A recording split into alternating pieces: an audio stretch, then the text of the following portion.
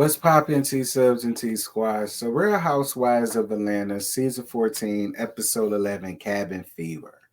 Um, this episode was all over the damn place. I'm gonna be real. It was all over the place. People was getting on my everlasting living nerves.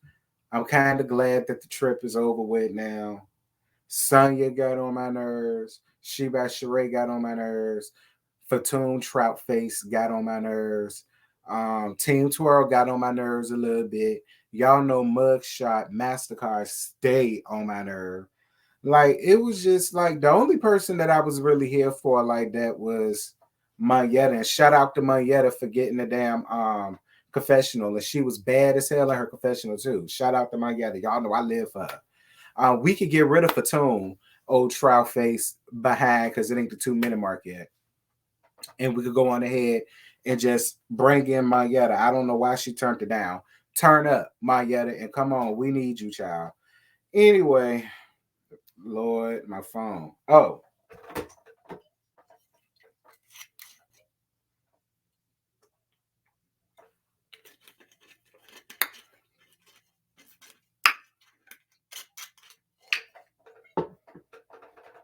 that drunken interlude was brought to you all back of RCA. VSOP. So Kenya comes to the house the next morning and she makes her way around there to Drew and her titties and sat and cackled with her for a little bit. Then she went and saw Sheree. Then she went and saw Sonya. Then she went and saw Candy and yada yada. So Sonya and Drew talk alone. This was Sonya really got on my nerves. You know, Sonya, you have absolutely not a damn thing to do with what with what Mugshot and what Team Twirl got going on, right? So I don't know why you was just so gone ho to try to get Team Twirl to go off and talk or say anything to Mugshot. Even though Team Twirl got on my nerves, I understood because it's like we already had a conversation. So I'm not understanding what it is that we need to have another conversation about. We had the conversation and the understanding the night before. We could just go on ahead and leave it at that. We already know what it is now. I'm here because I need my check. I'm getting paid to be here. Be clear, the same way everybody is here to be here, to get a check. I personally believe Team Twirl felt the same way that I did, was that this whole trip was nothing more than Mugshot bringing everybody around to try to get them on her side, to try to get them to understand and make her feel better about the decision she made to toss her storylines outside the house with so much without they winter coat. Toss them on around there to her sister that already got 4 toddlers of her own to have to deal with in a 2 bedroom apartment. Excuse me, 3 bedroom apartment now. With her, Miss Girl is dental assistant fish on a fixed income with faux churn, and then here you come tossing 2 more overgrown boys on them that's probably walking around eating up all their food, pissing all over the toilet seat without lifting up the lid, jacking off, got crusty socks and shit all in the damn corner. She like it's whatever. Moving on. Sonya, you could take up a mugshot all you want, but what you can do is stay your ass the hell out of it. That's how I feel. You can take up a mugshot and be there for mugshot without being messy. Because in this moment, you was being messy. And it don't matter how you try to cuten it up or try to sweeten it up or sprinkle sugar and cinnamon on it, you were being messy. Period. Messy, messy, messy, messy, messy. But what I did appreciate about Sonya's messy ass moment was Kenya opening up about her own abandonment issues and why she feels like what she did would traumatize those boys because it happened to her. Her grandmammy did her the exact same way Mugshot did them damn boys. And that traumatized her and it still bothers her to this day. So Kenya feels a way about it because Kenya knows how it feels. You know, she's experienced that. She knows how it feels in real life, but the gag is so does Mugshot. But again, she did the same thing tonight where she threw everybody up out the damn house because we'll get to it. Moving on. So Sonya pulls Sheba Sheree to the side to go be messy to talk about what Kinga told her about them damn boys. So Sheba Sheree also admitted that she's also talked to Kenya and told Kenya, you know, that Mugshot's going through a lot and this, that, and third. And I agree with Team Twirl. We all going through a lot, bitch. We all going through a lot, but that was a badge of honor that you chose to wear. And if you knew that you was not suited and booted enough for this job, you shouldn't have took it on.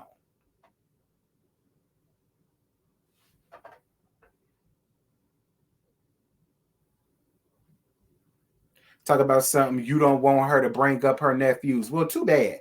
She didn't want you to bring up her mama not wanting her, but you brought it the fuck up. Being mean, rude, and nasty and looking for a moment. So you just got back what you threw out there. If I was Kenya, I'd have said the shit too, bitch. Fuck you. Sitting around there calling her Trey. We'll get to it. Anyway, Candy and Kenya talked to Sheba Sheree about Sheba Sheree. Listen, Candy is the best person to talk to because you can't talk to Team Twirl right now because she's going through her own damn problems. But Candy is the best person to talk to when it comes to businesses because she got about 50 million of them, and out of the 50 million of them, only about 4, 5, 6 really went anywhere. So she is no shade. So she is the best person to go to when it comes to that. And I was down for her for giving the advice. Now it's real funny because only a real friend who has a foot in the door about business and who has several businesses that's doing great. See, only a real friend will take time out to help you out like that. I'm just pointing that out, Sheba Sheree. Moving it on. Platoon comes. Platoon trout face ass comes for what I don't know.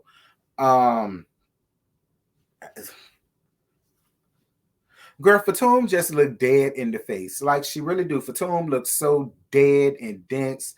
Like I'm not here for Fatum. I don't like her at all. Period. Wherever y'all fished her out from, girl, toss her ass back. I don't like her. Anyway, Mugshot wants to talk to Kenya one-on-one. And Mugshot wants to talk to Team Twirl one-on-one. Team Twirl wants to have a conversation amongst the other ladies, which that I didn't understand. This is where Team Twirl started to annoy me. And Candy calls Team Twirl out, and I won't mad at it because it's like, listen, either you're going to have the conversation or you're not going to have the conversation. All of this twirling around the house and running around the house and making her chase after you, and we seeing camera crew and shit all in the damn way. Like, it ain't got to be all that. If you want to have a conversation, have a conversation. If you don't, say, bitch, fuck you. I ain't got nothing to say. Take your ass. It could just be that. Like all of the extra, all of the extra theatrics, it was just way too much for me. And I was with Candy and Mayetta. Like, y'all just way too grown for all of this shit. Like the way the child was behaving, that's the way I was doing back in high school and back in my college days. But I guess. So Mugshot calls her trash. And then Team Twirl calls her a loser. She's an icon. She's an ex-con. Yes, God, honey. You better learn your damn place, bitch. I was on King's side with that. Like, she's trash. Again, I say, she's trash. Listen, I was on King's side with the read, period.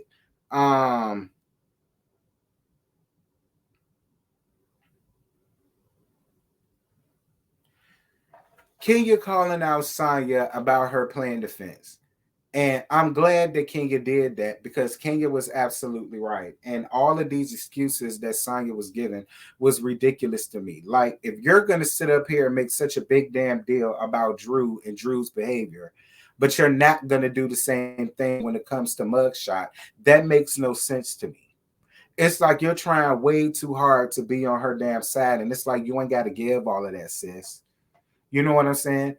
At the end of the day, don't get me wrong. The Team Twirl annoy me? She did. But let's not sit up here and act like Mugshot's intentions are good when it comes to this shit, because it's not. She only invited y'all around to stroke her damn ego, and you and Sheba Sheree is choosing to fall into the trap, which is fine. But you can't get mad at these other ladies for not falling into her bullshit because they see it for what it is, bullshit. I'm just saying, whatever. So Mugshot says that she's going gem mining, and whoever wants to come with her could come with her, and whoever wants to stay with Team Twirl could stay with her because she's not invited to nothing that she got going on. So she says. So then they spend hours upon hours in the damn driveway trying to convince Mugshot why Team Twirl should come, and trying to convince Team Twirl why she should just let it go and enjoy the time with the rest of the ladies and all of the rest of this shit. And then in the middle of all of that, Fatone, trout face ass, and Drew get into it because Drew decides to come out of her face and say, well, I want to go gem mining with you, but I don't want to ride with Fatone. So then Fatone wanted to start yapping like a little chihuahua, start barking all over the place. That's why I really won't mad at Drew for that whole dog comment, because she was yapping like a little chihuahua, nipping at the damn heels and shit. But girl, let me tell you something. When Drew told her to go pee in the bush somewhere, bitch, I screamed.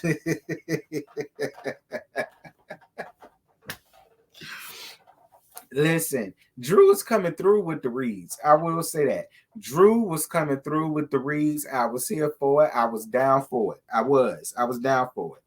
I don't know what it is, but I'm kind of rocking with Drew this season. I don't know. Maybe she saw herself last season and she's slowly but surely trying to like rebrand herself and change herself around or something. Give herself a little umph.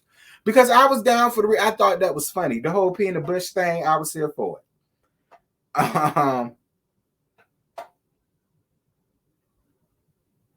So she got Sheree and her confessionals talk about Drew don't need to be blaming her for Fatone.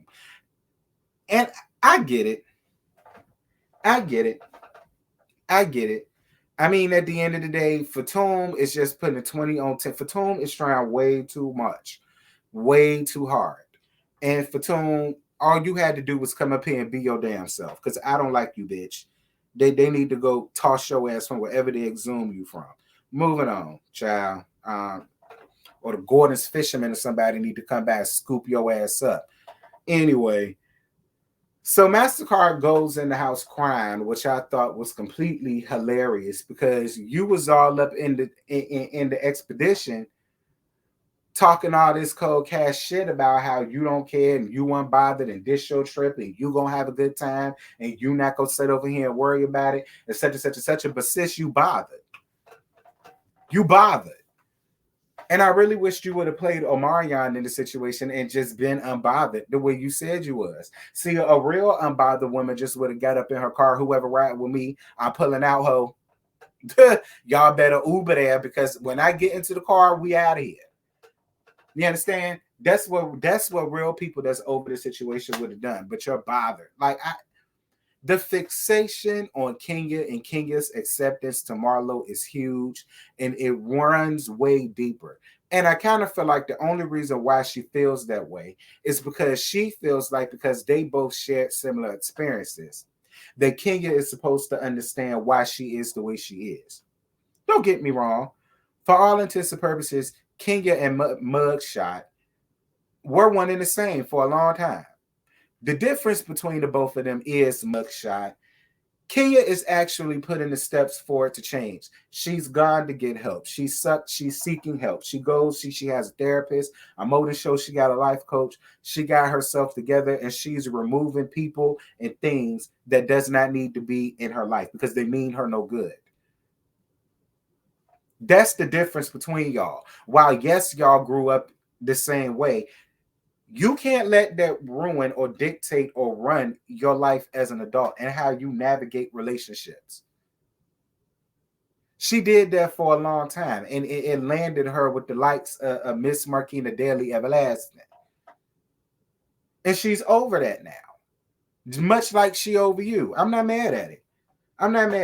I just found it funny that you ran up the spiral staircase like a distraught white woman, sliding down the wall, crying. Bitch. Anyway, so Kenya calls her relationship with Mugshot the same as her marriage it was with that Butch dyke she married. And it is true because he used to lift her up just to tear her down for sport. He did. He would lift her up just to tear her down for sport. It was funny to him. He got a kick out of doing it and he felt justified in doing it. The same way Mugshot does Kenya. So I understood where Kenya was coming from. I was down for it. So after they jumped up and down on a trampoline and all the rest of this stuff, Mugshot decided to say that Kenya could come, I guess.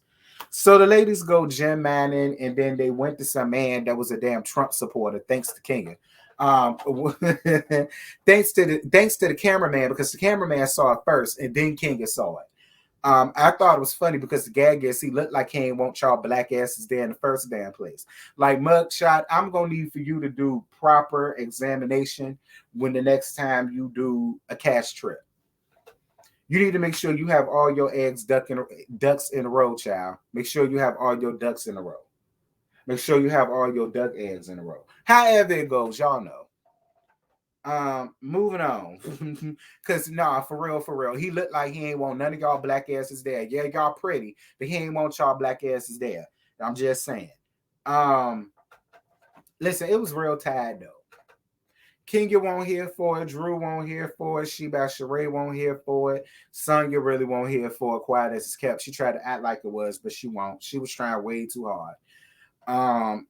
It was delayed, but whatever. So Drew didn't want to sit next to Fatum, and then Fatum got offended and started calling her out and acting all tag, ghetto, fat, ratchet, and classless.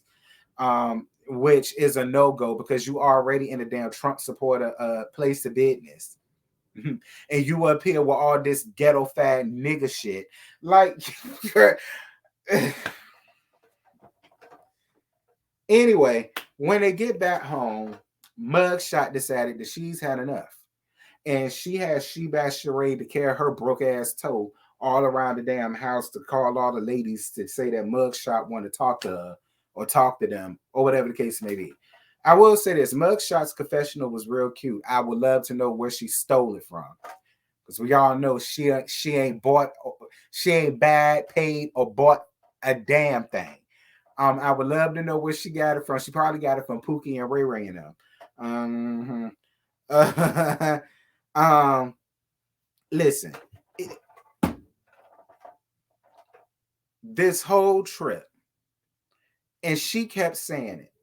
I brought y'all here to support me because I felt bad about myself. So I brought y'all here to be in full support of me and uplift me. But then she tried to cuten it up and say, well, no, it's for y'all. It's not for them, Marlo. It's not for them. This whole trip was for you. And that's why it ended up the bus like it did. Because it was built and based on something disingenuous from the very beginning. This was never about no sisterhood. You wanted these women to make you feel better for what you did. That's all this was. And I'm just glad that Kenya was so unbothered. Like when you decided that you didn't want to deal with them the same way you did your two storylines, the same way you did Crystal, and stuff like that. You threw their ass out. And I was just like Kenya. Girl, I'd have got my shit, got my purse, grabbed my keys, whipped my ponytail in that bitch face, and went on about my damn business too. Like, Kenya was the first one gone. You didn't have to tell her twice. I was on her side.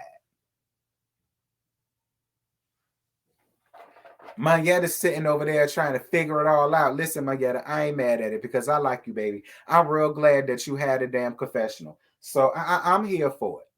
I'm not going to do you like Sonya. I ain't going to tell you to stay out of it because you did stay out of it. You said, look, it ain't none of my business, but you know, what did I personally do? But I get it. You know, you felt like the trip, and the trip could have went on. It could have. But, girl, look at who you dealing with, sir. Anyway, girl, that's it. That's all I got. I ain't got no more to get y'all. I can't stretch this out no more. Like, this episode, it wasn't bad.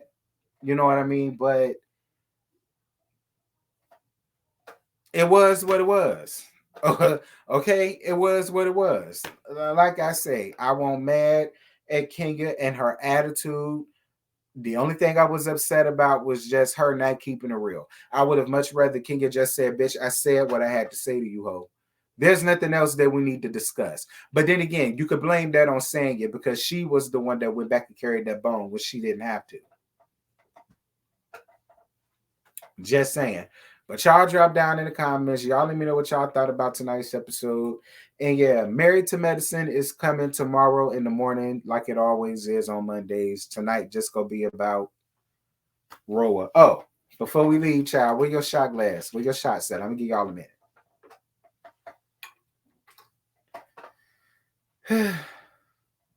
All right.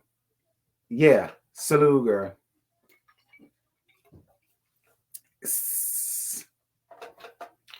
Woo.